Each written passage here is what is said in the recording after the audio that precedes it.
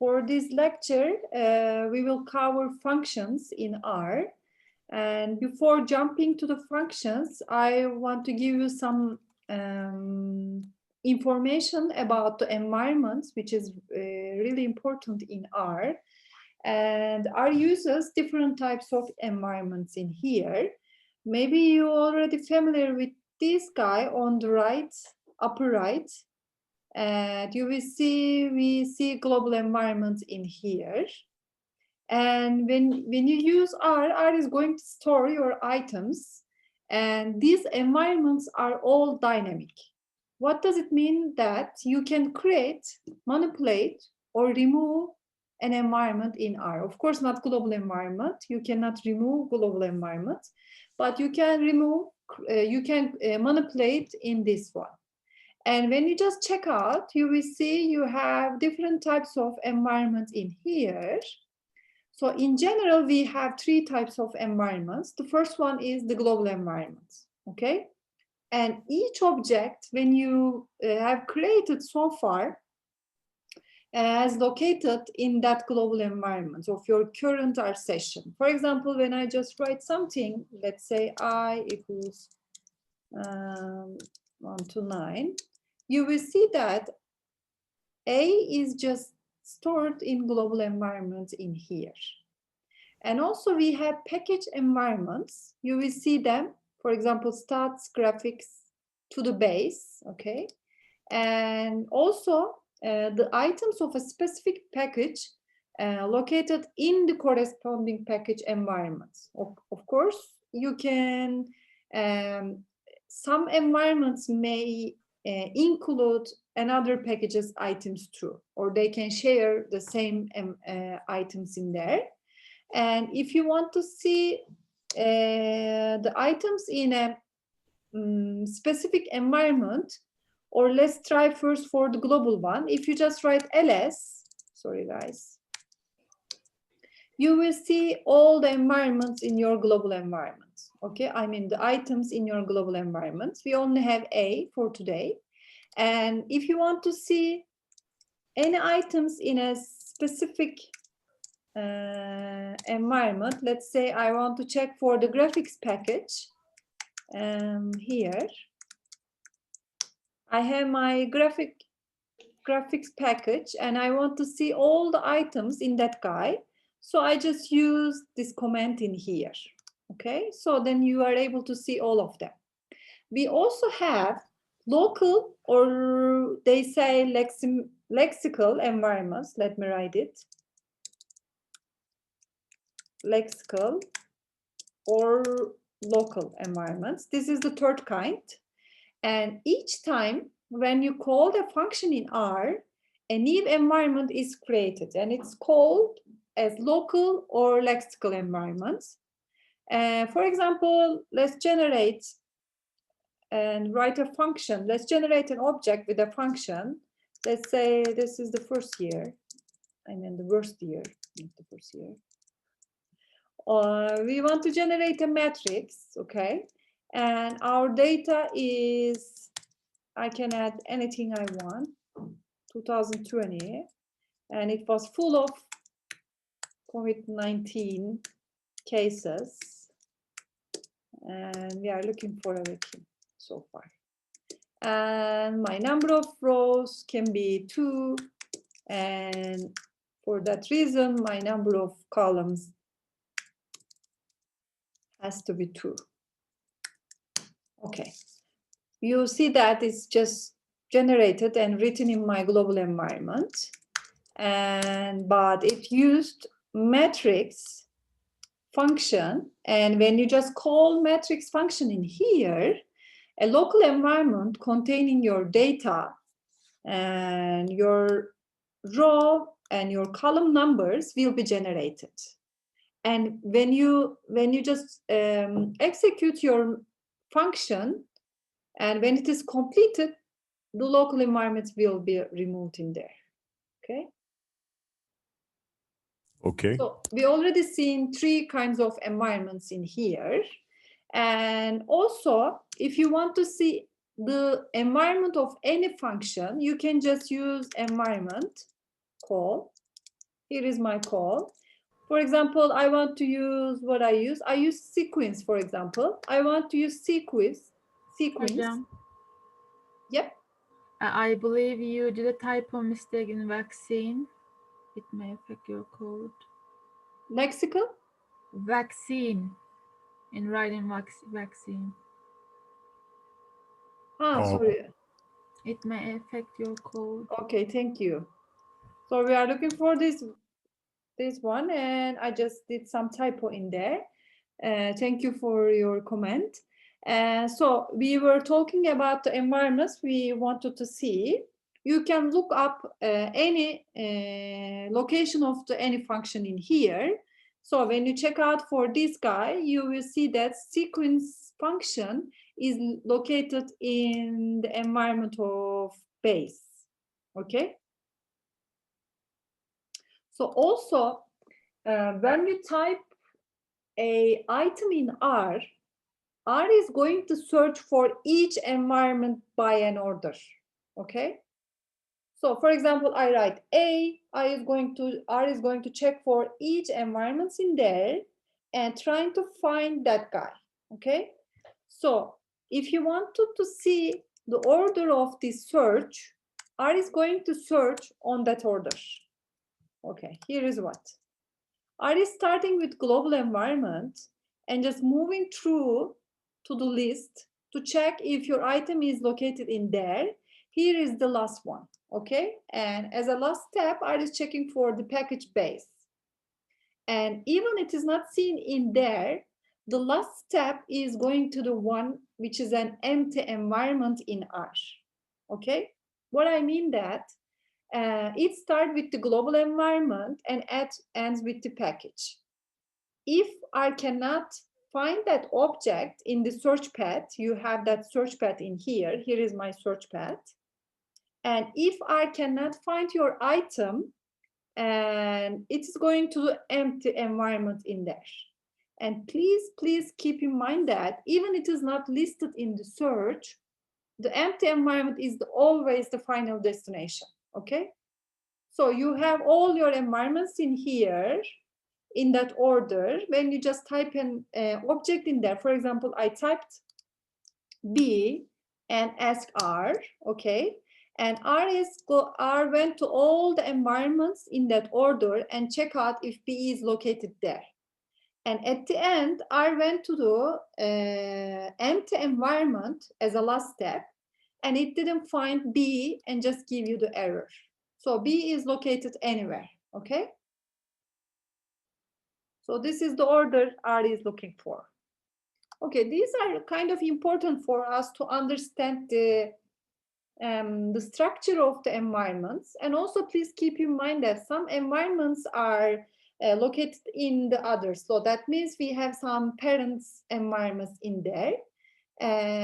Like base environment can be is located in the graphics environments in here. So I think now we are ready to move to the functions in here. Do you have any questions so far? Are you guys happy? Are you guys with me? Yeah, Yes. the lecture seems nice. Okay. Yeah, I just have like a question. Is it just about functions? Because I tried to see pi, like environment of pi, and it said null. So is it just for functions? Oh, no, I mean like the pi, you know, like the number pi. Can you type it in chat? I'm trying. Pi is just pi. PR? I. PI, pi, you mean? Yes. So it is not in the environment, and it's just in there, I guess. It's not located any of the environments in here. Okay. So are the environment for just functions? Some of your objects are located in some environments, but generally they are for functions. Okay, thank you. Yukarıyı biraz gösterebilir misiniz hocam? Bir resim çekeyim. Yetişemedim de. Tamam. Actually, I'm going to share the lecture notes with you guys. Aynı anda yazayım dedim de hocam o yüzden. Çektim. So when we are moving to the environments in here, and so if you see null, like in the example of Leka, that means it's not located in the environments in here. And so let's see. So let's see how we can generate a function call in R. First of all, we are giving the function name. It's supposed to have a name in here. Anything, and it's just optional, anything you can give as a function name. And function is the function what we are using to generate a function in here, okay? And we also have arguments. For example, here is my argument 1, here is my argument 2, and here is my argument 3. And I can have more, okay? And inside this curly bracket, I can write and the body of the function. So do any code, sorry guys, in here when code. And also I have a return,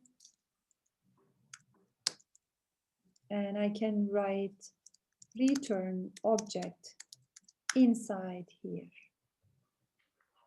Okay. So here is my function. Actually, this is just a pseudocode to get the idea. Okay. So I have my function name. This guy is my function name, and this is just optional. You can give anything. And if you want to generate a function in here, using the function is just mandatory. So you have to start with function, and you can add arguments. It's depending, the number of the arguments is depending on your function in here. And the arguments is a set of symbol names. And generally we are trying to give the default values in here, and that will be defined within the body of the function. Here is the body of my function, and I'm going to use these arguments inside of my function.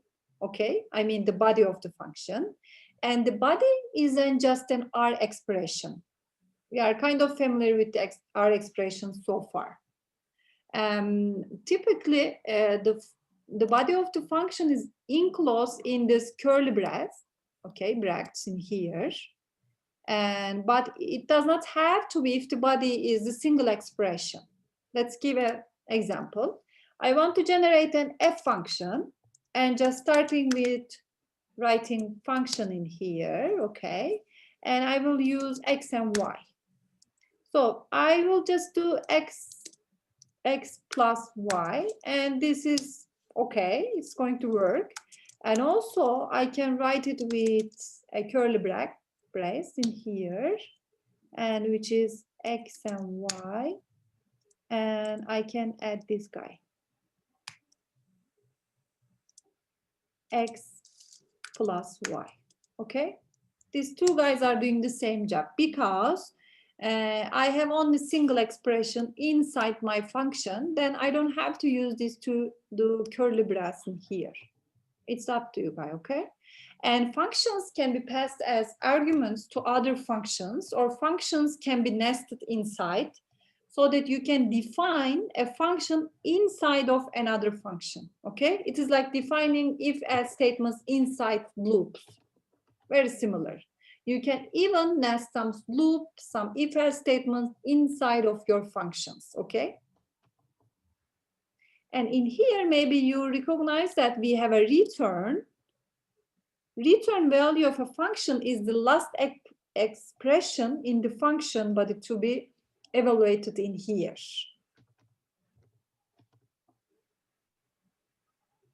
Okay.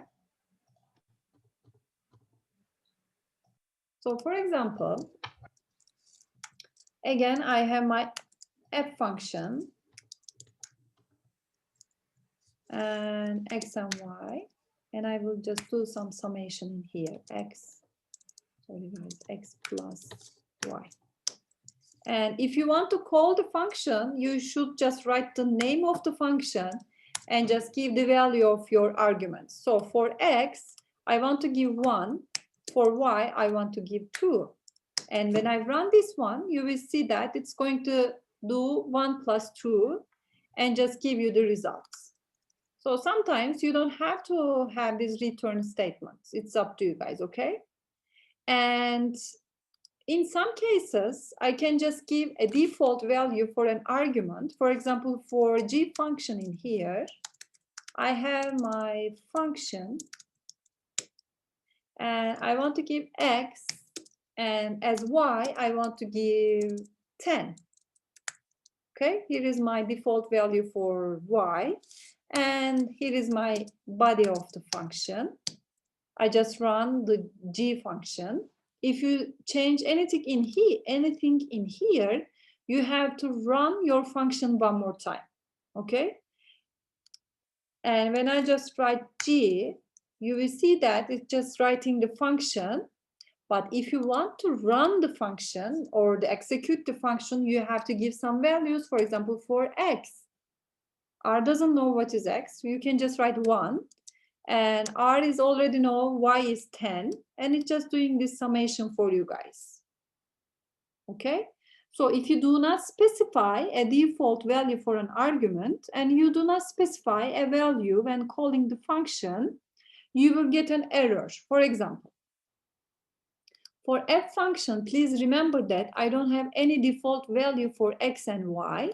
If I just write f1, you will see that I'm getting an error because I don't have any value for my values in here. Okay. Also for g function, you see that I have a default value for y. I can always change this one. Let's say I have g.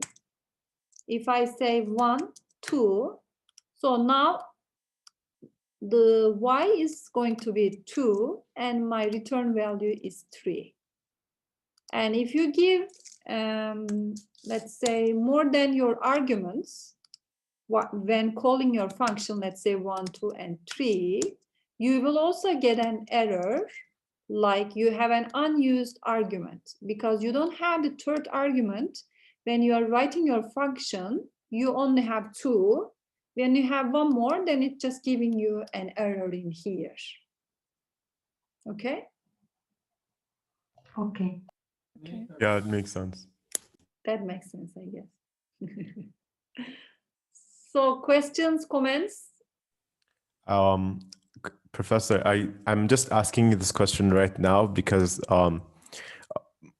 can you help me with a question that I have in probably like one of the breaks or after the class or something? It's very simple. I'm just having a problem learning the Shiny package. And it's a very tiny problem that I'm having, and it's related to functions. So Okay, so we can talk about it in the break, I guess, or after the lecture. okay, sure. Okay. Okay. I have one question.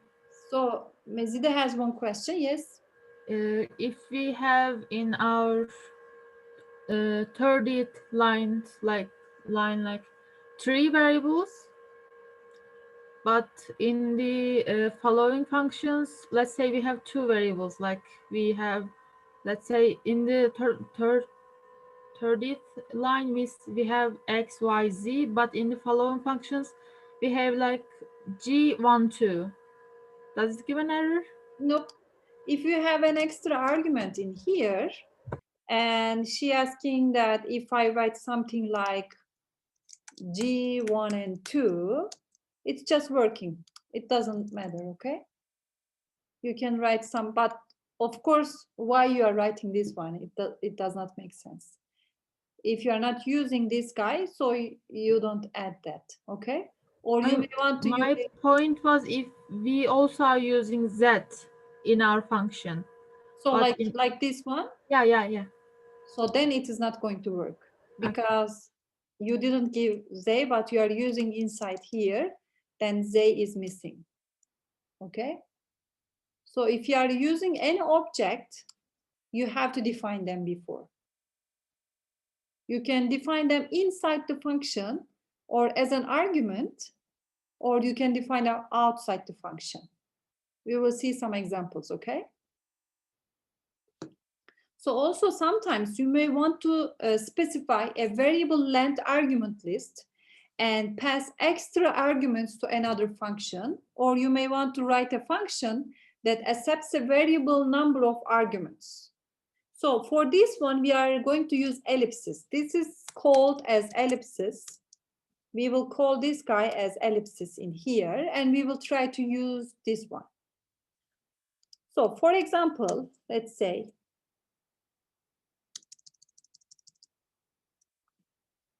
so we will use an ellipse now. I have this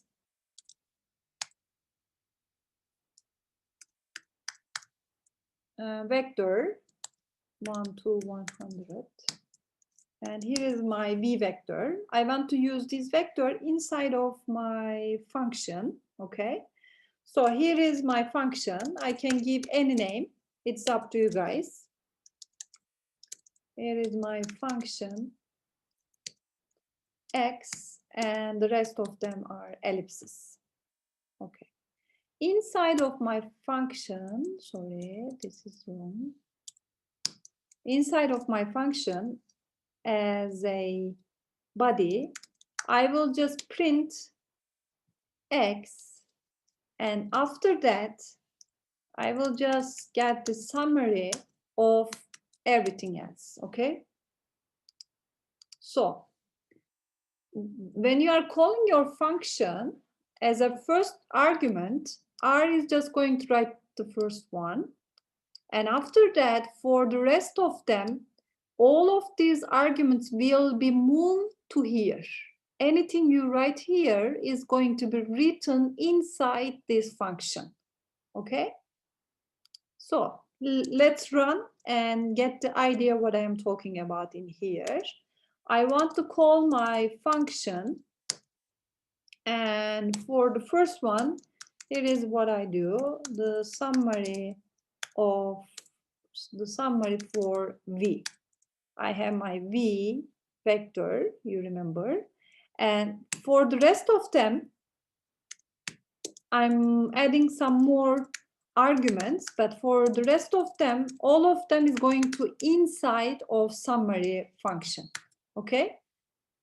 So in here, what is going to happen that R is going to print the first one, this guy, and for summary, R is putting this, it's going to be like that, summary v digits equals 2, okay? Here is what this function is doing inside here. And now,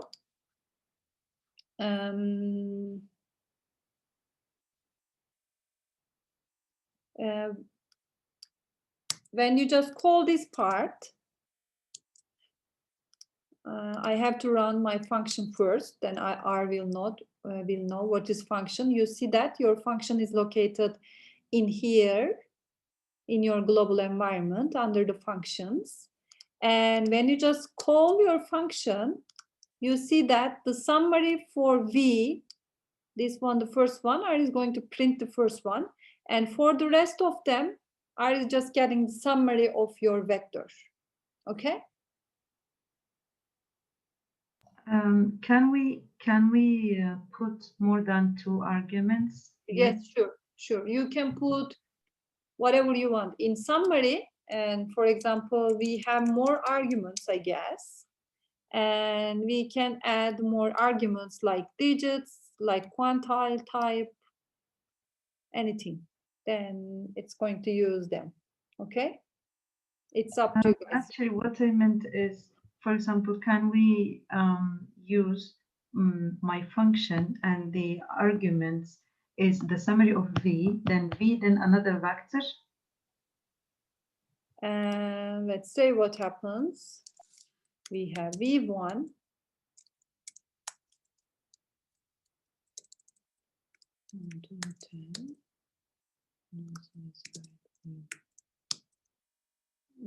So it's just putting v1 inside summary, but it doesn't make sense in here. Oh, no, wait. yeah, it doesn't make sense in here for V1. And if So it it just matches in takes the summary, one, then, right? or you can put something like, maybe instead of summary, if you are using something more suitable with your vectors, then it's going to work, I guess. So what R did here is that it takes the first parameter and then it prints it. Then it takes whatever after this as the parameter of summary. Yep. For Okay. this function, yes. But you can do it with several different functions, okay? This is just an example. Can we, for example, do function of x, then comma, then comma, then So it means we have two separate 3 dots. But how R will know which one is which? Yes, this is sensible. Yeah. We okay. can use one ellipse in here and then create a function that prints the first argument, just for this specific example, then passes all the other arguments to the summary function. So to do this, create a function that takes one argument as x. The argument specification also includes an ellipsis to indicate that the function takes other arguments in here. So we can then call the summary function with the ellipsis as it is argument, okay? Can we give this ellipsis like a reference name, like y equals ... then z equals ... so that the R can understand that we are talking about different ellipses? You can just try it because this is just an infinite number of questions in here, you know? Okay. You can you can try it for any different types of combinations. Okay. Okay, thank you. So it's also possible to pass the arguments from the variable length argument in here, argument list, I mean. So to do this one, for this, the following example, we are going to convert the object, the ellipse, to a list within the body of the function. So let's write the example in here. We are going to use another function, and also we will combine it with an ellipse in here with this example. We will generate an add up function or add them up function. Here is my add them up function. And in this one, again, I'm just going to write a function and for x and for also the rest of them. And here is what. And for arguments, for example, in here, and I'm going to list all of them except the first one, okay? I will list all of them.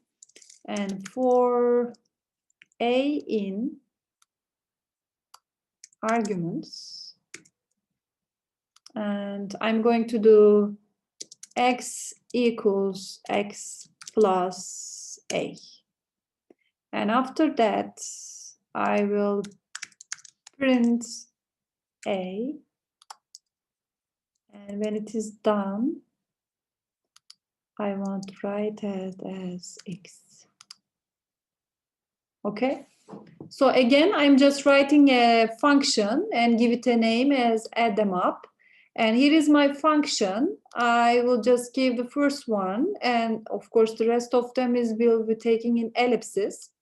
So after the first item, the rest of them will be put in here when I write the function, and all of them will be converted to a list. For each element of this list, R is going to just sum them and print a, okay, and just give me the x. Here is my return, okay. X is going to be my return, and also I have a print a, and R is going to print all a's for you guys. Let's start with a very basic example. I want to call my add them up function for 1 to 1, okay. And so first R should know what is add them function. So you will see your function in here. And here is what happened. I just print the a for you guys as 1 and then add them to 1. And you see that you have 1 plus 1 in here. So maybe we should try it with a more complicated example, then you will get the idea much better. Add them up. You see that it is in global environment. And now I have 1, 2, 3, 4, 5, 6, 7, 8, 9. Here is what happened. The first one is just used to do this summation for you. And for each step, R is printing your A. That means 2, 3, all of them will be printed first for this for loop. And after that, you will get all the result of the summation as 45. That means 4 plus 2 plus 3 plus 4 plus 5 to 9. Okay? And here is one more example. This is an interesting example in here. And I will again use 1, 2, 3, 4, 5, 6. And this time, the last element is going to be 7 to 9. And this is going to be a list together. So let's see what happened when we do that. This time we have 2, 3, 4, 5, 6. And the last one is 7, 8, 9. So all of them will be just summing with one of them. 2 plus 3 plus 4 plus 5 plus 6 plus 7. And 2, 3, 4, 5, 6 plus 8. 2, 3, 4, 5, 6 plus 9. Okay? I hope you get the idea in here. I just think the entire concept of functions, I mean, it starts out easy, but it's going to get really complicated really quickly. It is. So, it is. yeah, so I'm just... Can I ask a question? Of course. If we have multiply a lot of numbers, can we write all of them or something else? So you mean with this function or in general? For example, this function. You can write some, of course, 1 to 9, for example. Let's see. But this is the aim of in here is just to show you how ellipses are working. It's not to show you how summation is done in R. Yani burada ben mesela 1'den 9'a kadar olması için hepsini tek tek yazmalıyım, değil mi? Tabii burada Function'ın virgül içinde. önemli arkadaşlar. Yani bakın buradaki 7 ile 9 arasındaki her bir virgül ayrı bir list olarak atılıyor fonksiyon içinde. So all the elements we are separating with a comma is converted to a list. So the commas are important for this function. Okay? Okay. Why didn't we get the same result? So please remember that all the arguments in function is separated by a comma. So you are just converting all your items after the first one to a list. Okay? So in here, for example, these guys are something like that one. For here, from I'm not sure if it is going to review. Yes. So when you just convert them to a list, you have something like this. But when you have, instead of this one, when you have 7 to 9, the last element is going to be 7, 8, and 9. Okay? And of course, R is going to give your summation for each of these variables. So now what R did is it summed up until 6, then it summed up until 6 with 7, until 6 with 8, until 6 with 9. Yes, for each element. Okay.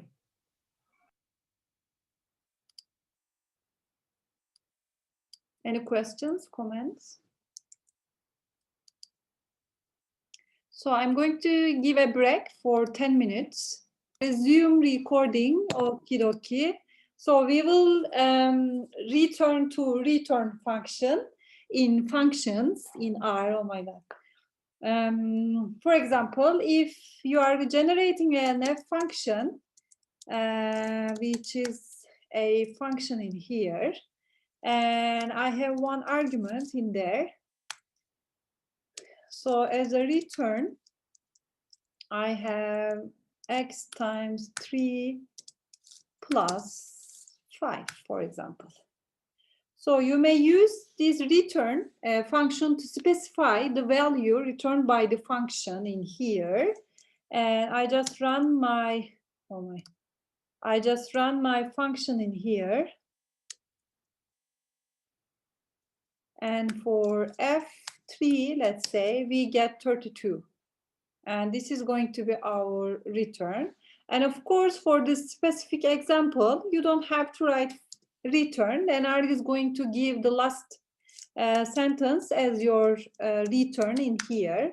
I'm going to generate the same function without using return, x times 3 and plus 5. And this time, again, with 3, I have the same result. Okay? Okay. So after this example, and just give some more idea about return function, I want to give you some example in Anonyms Functions in here. So functions are just objects in R, okay? And so it is always possible you can generate some functions without names. Then we call them as anonym functions in here. And so generally, like, let's start with an example. I will just write a function name apply to 3. And here is name of my function. I just use function f and use f3. Function f and f3. Here is my function in here. And if I want to use this guy, I just use apply to 3. And I have function, let's say, of x. And for this one, let's say x times 7.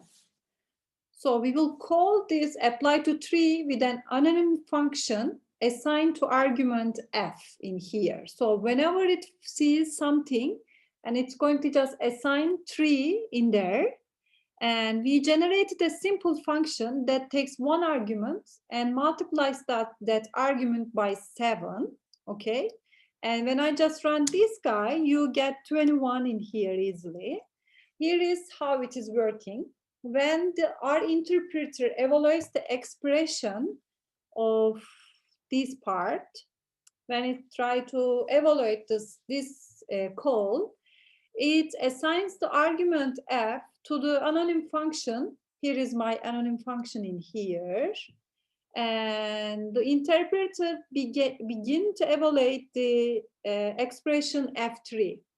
The interpreter assigned 3 to the argument x for the anonym function. So finally, the interpreter evaluates the expression 3 times 7 and returns the result.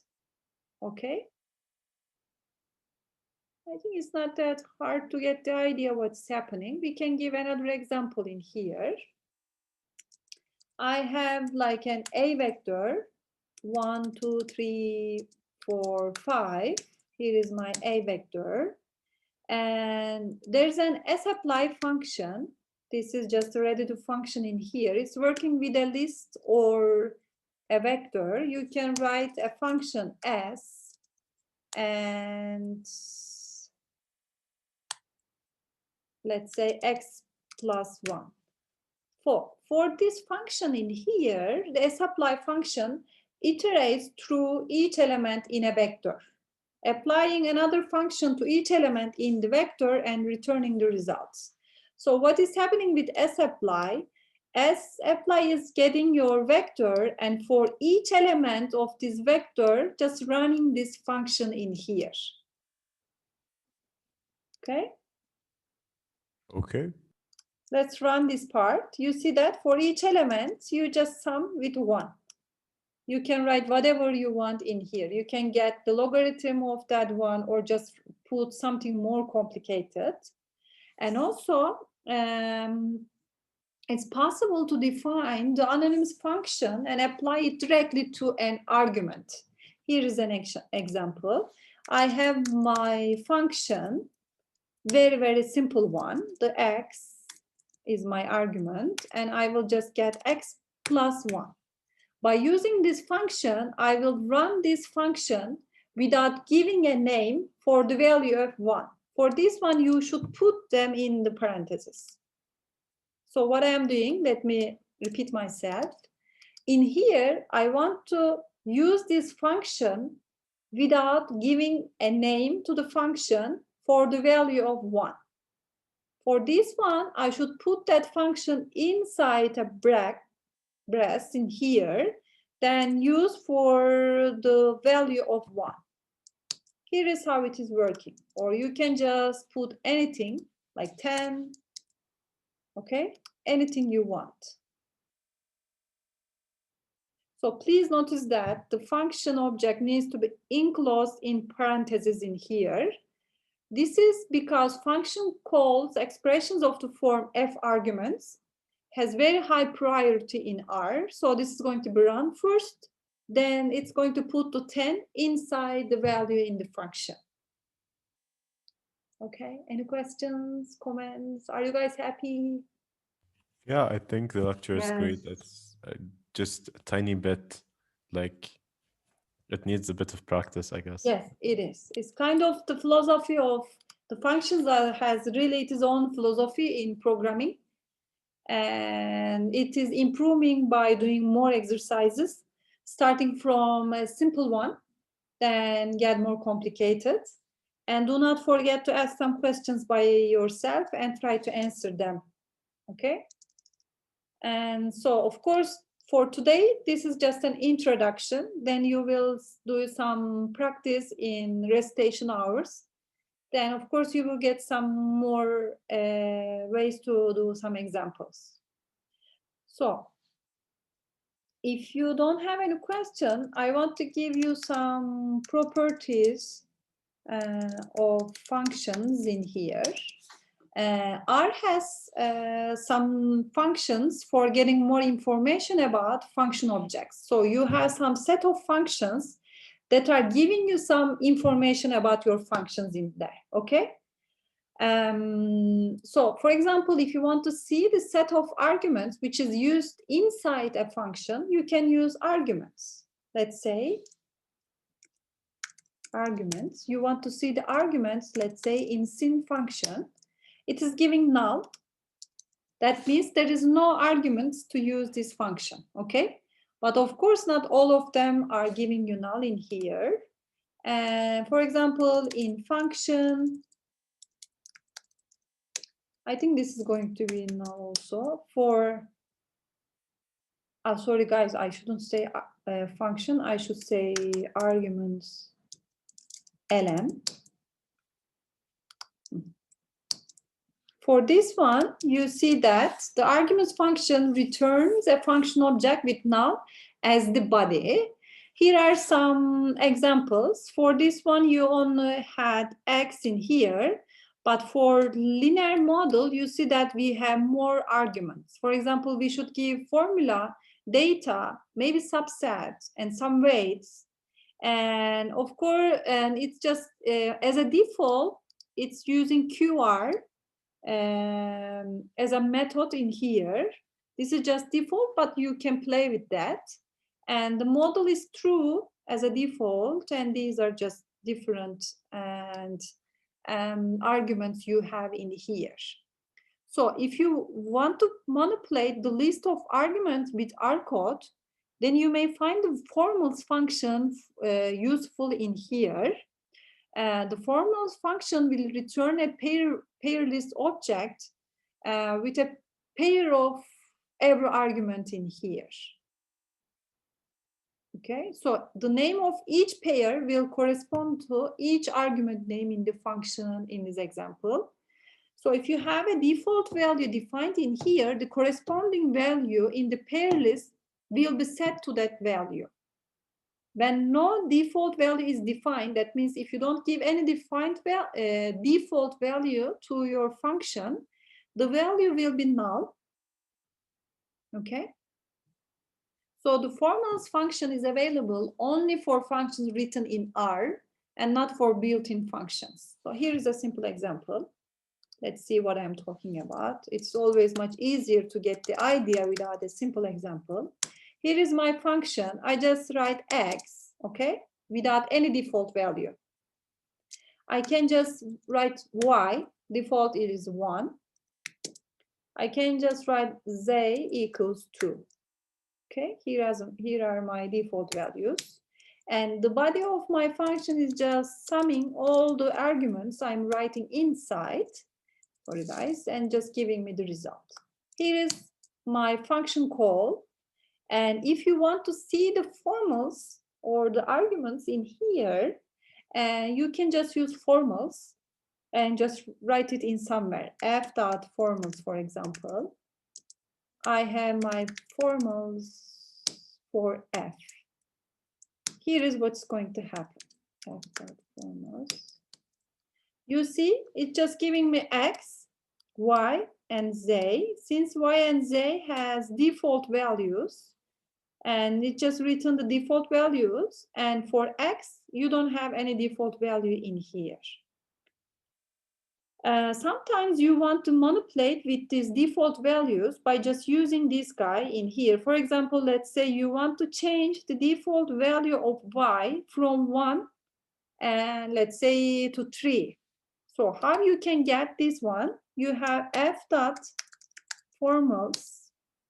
by $sign. This is very similar to indexing. Please remember indexing of your data. And if you want to change the value of y, you see that part. Sorry guys. Y. Let me run one more time. The default value is 1, and I want to change it to 3. That's easy. Now, for formals of F, you want to write the new formal, okay? And when you just want to see your arguments in F, you see that instead of 1 for Y, now you change it to 3. Okay? Okay. Also, R is just, you have a convenient way in R to use a list to construct an argument list in here. So you can simply specify your argument list as if you were defining a function in here. Let's see what I'm talking about.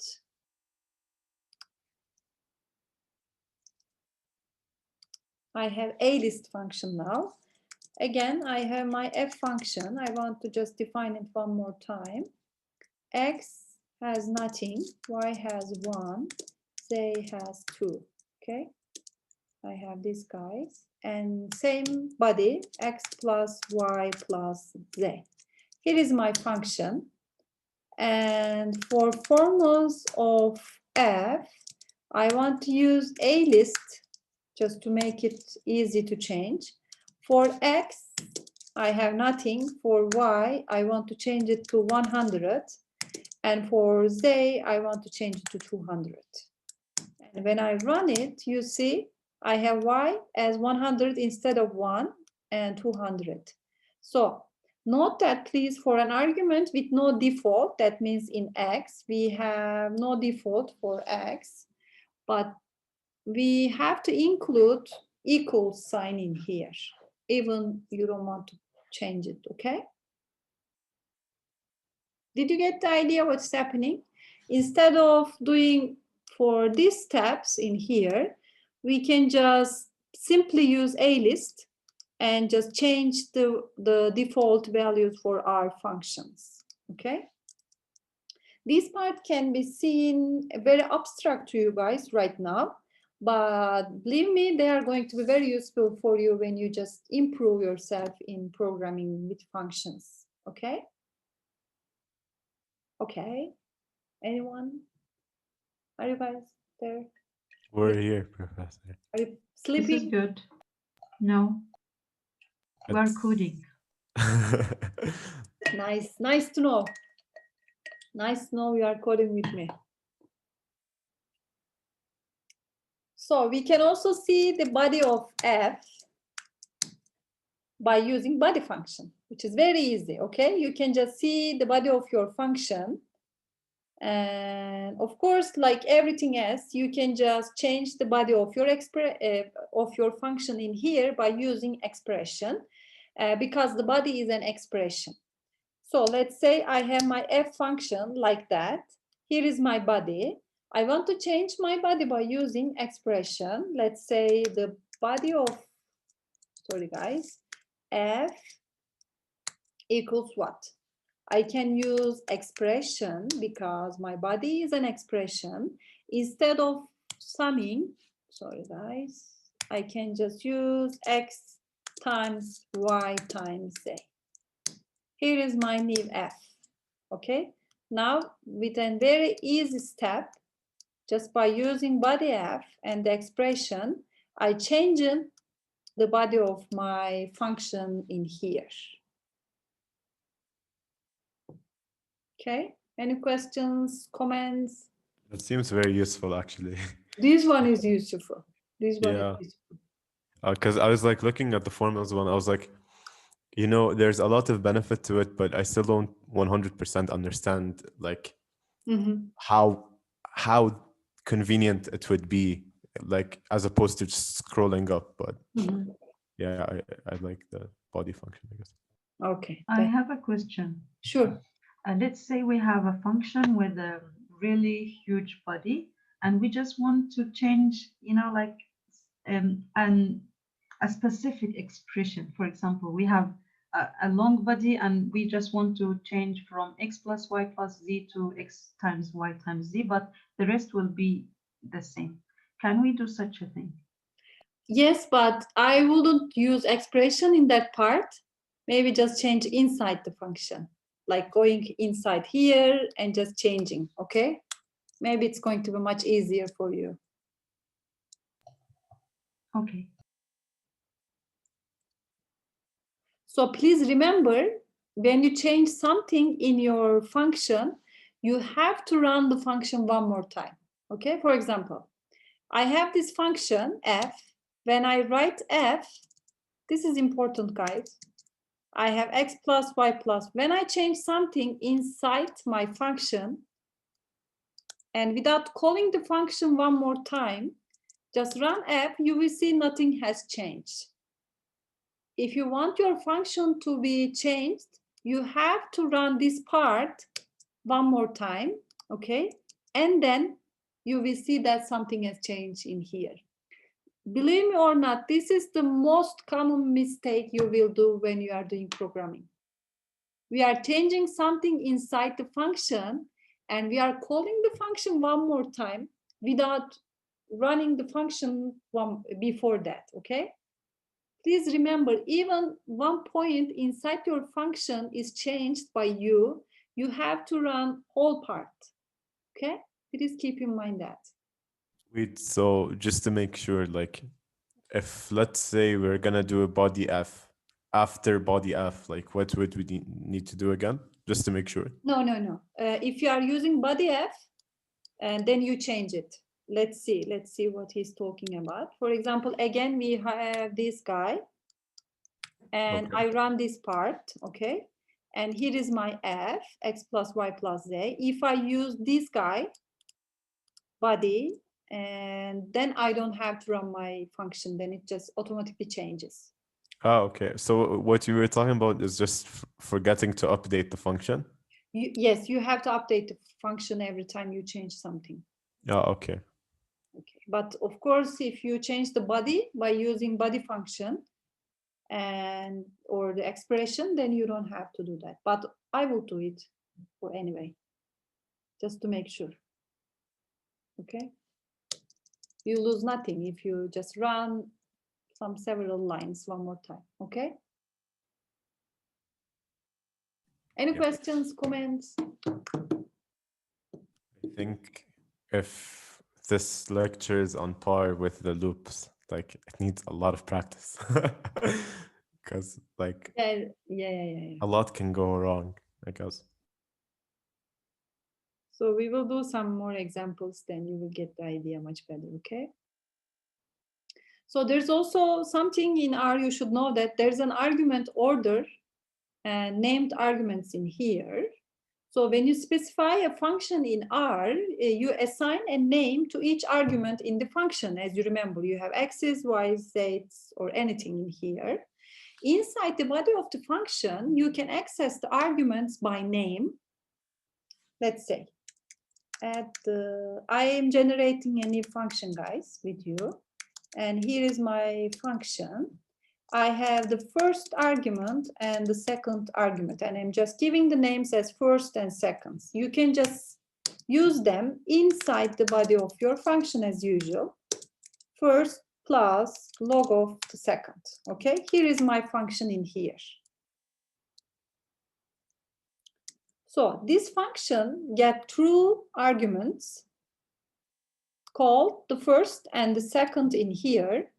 Inside the function, you can just refer them by their name, okay? So when you call a function in R, you can specify the arguments in 3 different ways. One is you can just use exact names in here. Then the arguments will be assigned to full names explicitly given in the argument list. Let's say what I'm talking about. You are calling your functions now, okay? I'm going to call add the log function. Here is my add the log function that I defined before. I'm going to write the first argument and like the second argument as expression x4, and also the first is going to be 1. When you give the exact names, it doesn't matter the order. You can write it to after the comma or before the comma, and whatever you write is just checking for the names and just know the first one. So this is same as writing this, let's say. Okay, let's say what I'm talking about. These two guys are the same because I'm just giving the exact names. Here is what, here is what, okay? So you can just partially match your names. Let's see what I'm talking about. This is the second way. Here is my first way to call my function. Here is my second way to call my function. I can do just partially match the names. For example, if I say S, R is really clever. R will know that I'm using S, let's say. You see, instead of writing the whole name, I can use some part of the name and R knows which one is which. Okay? What if the names were very similar?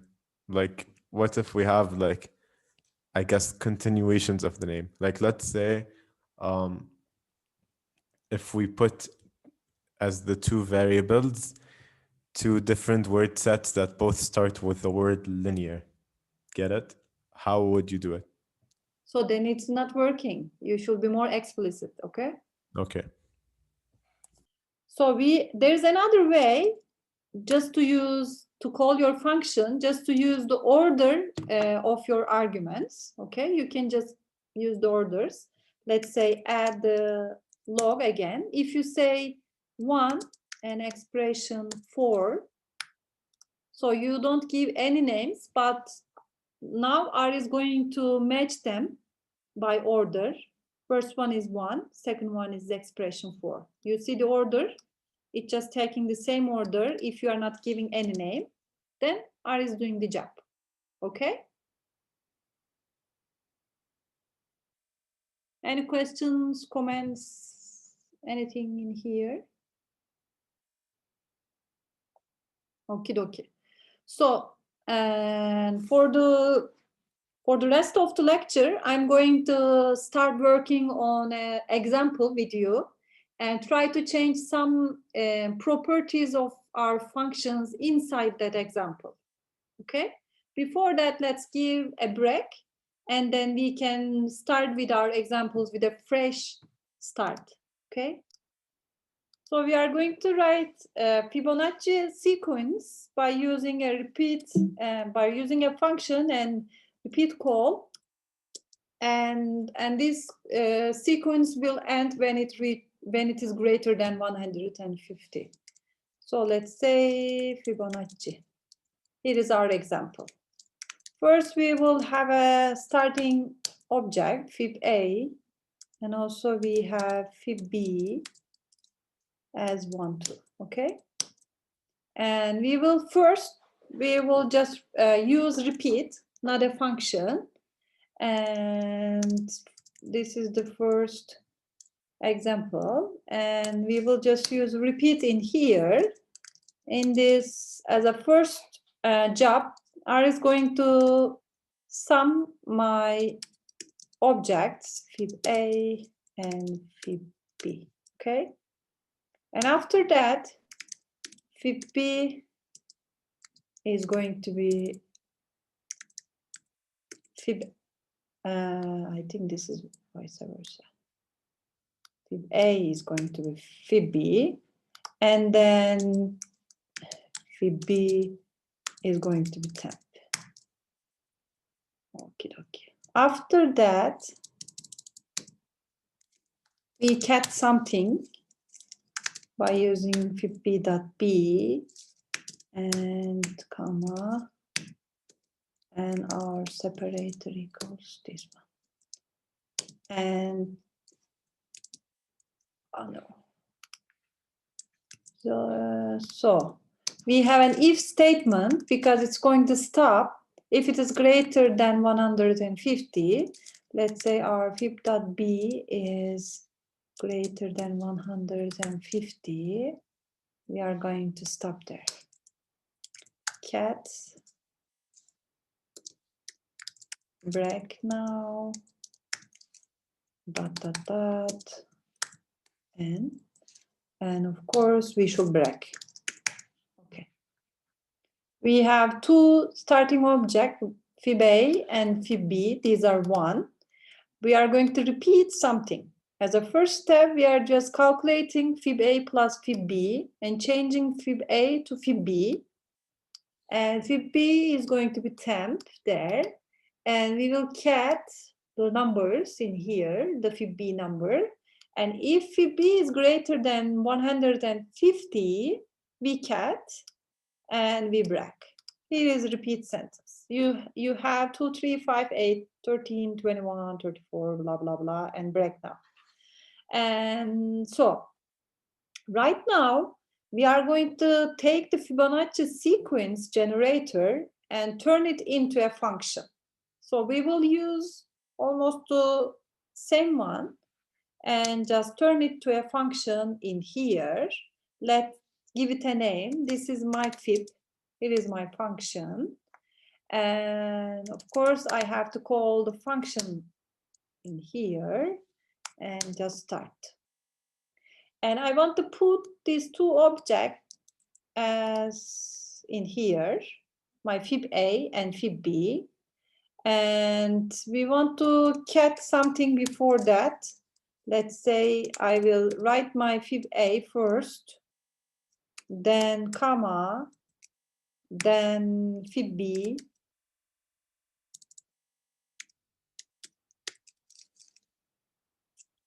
and separator again, comma again, and then we have a blank for separator.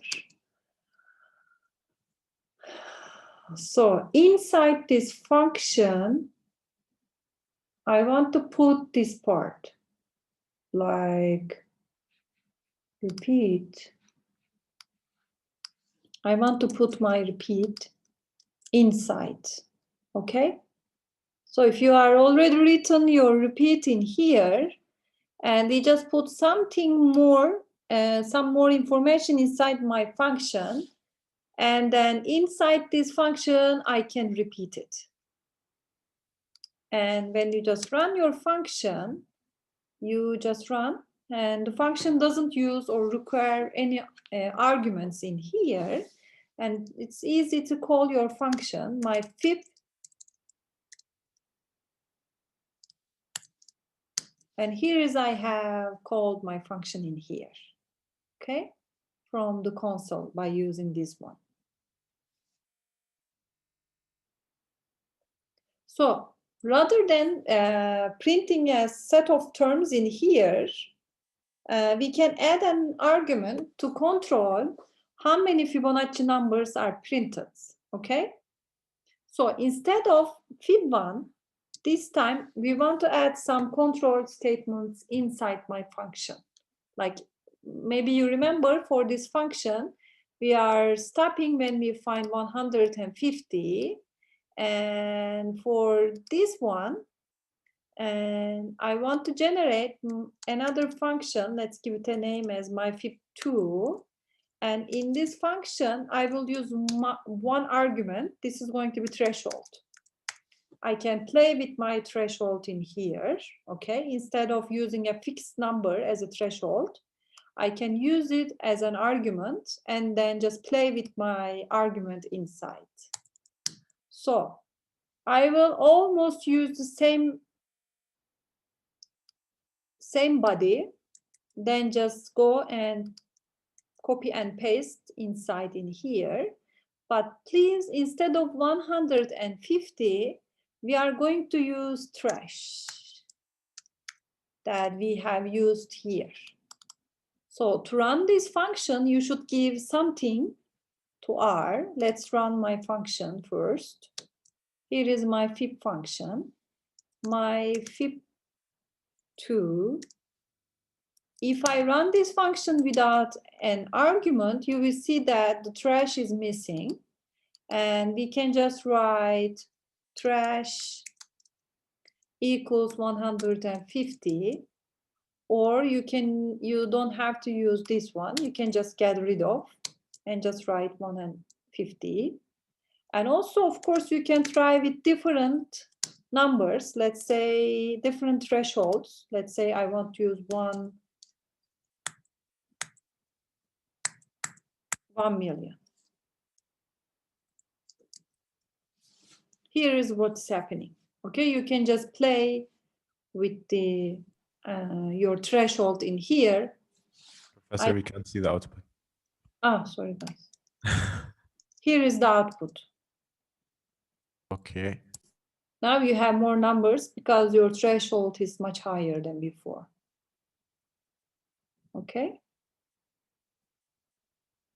So in here, I was just giving you the last sentence of the function. Also, we can just use the same function and we can store the sequence in a vector and returns it. Here is my third function. This is going to do the same job, but in a different sense. I have my fib3 this time. Again, I'm going to use function with trash. Let's start my function in here. This time I have a different style, fib sequence I have. And these are C1, 1. And I have a counter starting by 2. And I will repeat something. And in my sequence in here, I have a vector. So in this vector, I have my sequence, and also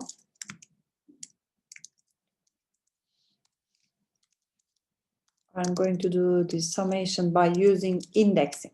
Okay, this is another way to write your sequence, Fibonacci sequence. You can try something different or more fancy if you want.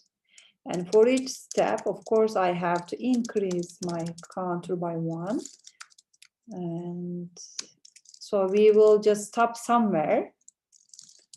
And if my fib sequence counter is greater than my threshold, I'm going to what? Break there. Break. Yep, I'm going to break there. And please return what? What should it return? Any idea? Fib-seq. Yep. And it's going to return my sequence in here.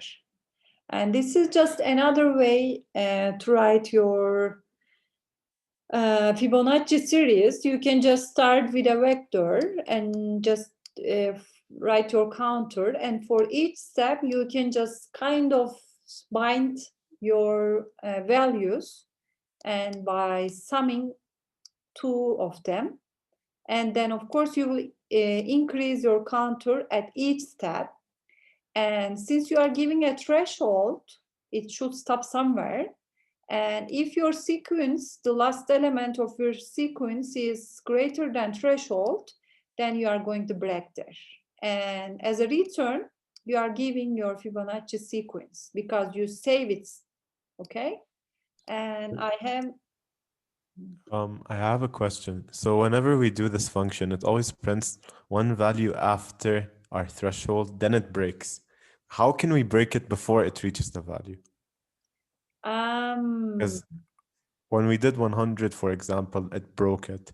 maybe instead of repeat, you can use another loop in here, while Yeah, okay. or for loop. Okay. Okay. Yeah, makes sense. Thank you. So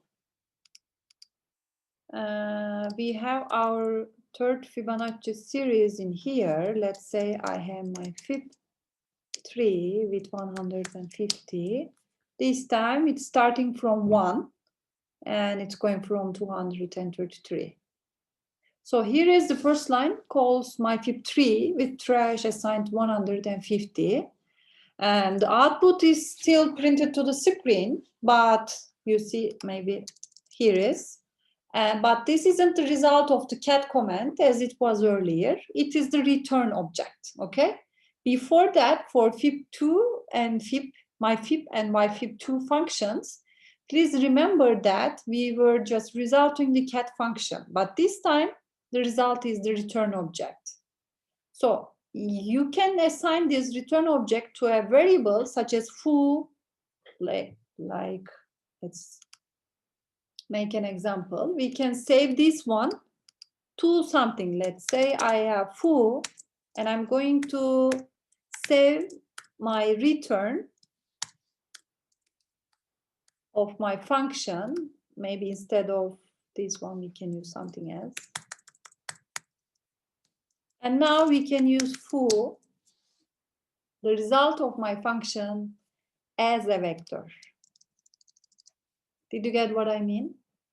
Generally, that's how we are using the results of our functions. And now foo is another R object, and it is in the global environment. You will see your foo in here. It's a numeric vector. And now you are able to manipulate the result of your function. Okay? So did you get the idea here, guys? Generally, we are trying to save our results in an object, then we can use that one in here. Okay? Okay. Okay. I want to say something about, maybe this can be like one of the last thing I wanted to say, like more examples in here. And we can return statement inside a function. So if you don't have any return like this one inside of your function, you see, I have return. The function will end when the last line in the body code has been run. at which point it will return the most recently assigned or created object in the function. If nothing is created, such as like myFib or myFib2 from the earlier examples, the function returns null in here. So let's demonstrate what I am talking about. Here is my first dummy function. Sorry, guys. Here is my first dummy function. AA equals 2.5. You can just write anything you want. It's just an example.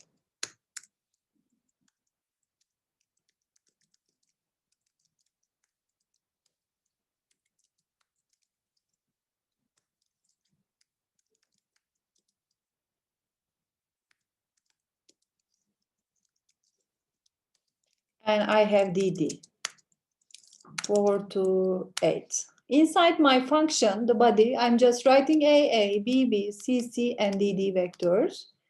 And let's run this part. And let's generate one more function and dummy2. And here is my function.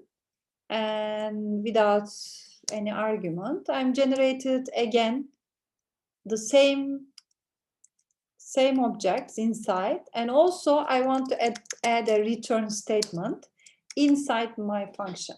So these two functions are all identical except return sentence in here. And I have my dummy1 and my dummy2. So inside foo, I want to save my dummy1. And when you just run foo, you have 4, 5, 6, 7, and 8. So do you know what I mean? It's just right. It's just written the last sentence of my. It's just returning to last sentence of my function. And if you want to save the second function in somewhere to bar, when you just run bar, you see you get the same result. 4, 5, 6, 7, and 8, because you are returning DD in here. Okay? So Yeah. whatever you write in a function, the last one is going to be your return. But if you want to specify your return, you should use your return in here. Okay? And I want to give one more example. And a function will end as soon as it evaluates a return comment without executing the remaining code in the function body in here. Let's give another dummy example. And here is my function again, without any argument. Again, I'm just writing the same guys. Okay, I have AA, BB, CC, DD. In here, after BB, I want to say return AA, and after DD, I want to return DD. Can you guess what is going to be the result of this dummy function? Do you have any guess, any idea? When I call this function, what's going to be the result which is written on the screen? From 4 to 8. This one, you mean? Yes. So maybe you should keep. It will also return AA, right? Okay. So let's see what's going to happen. We have our dummy 3, and we want to write it in an object. The result. Here is my dummy 3, and I have my buzz again. You see what I have? I have 2.5. So a function will end as soon as it evaluates a return. So when it sees return, it just stops there. And it doesn't execute any remaining code. And please keep in mind that to put return at the end of your function, okay? Okay. So if we wanted to return AA and DD, we would put them in the same return sentence. Yes. Okay. Okay, you can just play with the return, but please keep in mind that when I see the return, it just stops there, then doesn't evaluate for the rest. So if you have return AA, it doesn't make sense if you just write this part or not. This is the same as this one. Okay? Any questions, comments, ideas, something? Are you happy? Let me put Yes. my, Yeah, it's nice. let me put my Christmas lights on. Hocam, we are happy as long as you are with us. You are happy as long as? You are with us. Ah, that's good. I'm happy too, guys, to see you. So here is my light of the new year. I know we still have some time, but let's have some fun. And I'm going to stop sharing and stop recording for today.